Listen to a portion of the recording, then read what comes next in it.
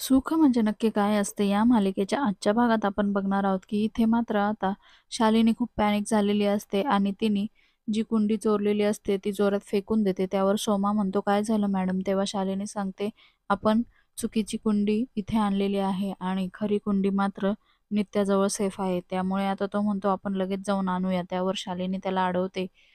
ती म्हणते, की "आता आपण योग्य संधीची वाट बघूया."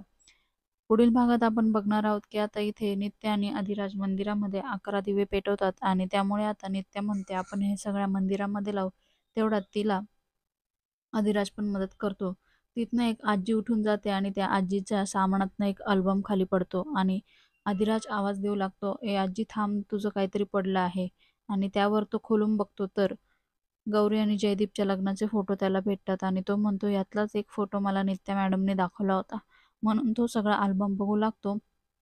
तेवढ्यात नित्याची नजर त्या आजीवर जाते आणि ती तिला मागून अडवते आणि आता इकडे चेहरा दाखवल्यावर मात्र ती दुसरी-तिसरी कोणी नसून अम्मा असते आणि इकडे नित्याही तिला ओळखते आणि अम्मा म्हणते. तेवढ्यात मात्र अम्माही तिला म्हणतात, की "गौरे, चमत्कार म्हणायचा की काय हा?" असं म्हणून दोघी एकमेकींच्या गळ्यात पडून खूप रडू लागतात.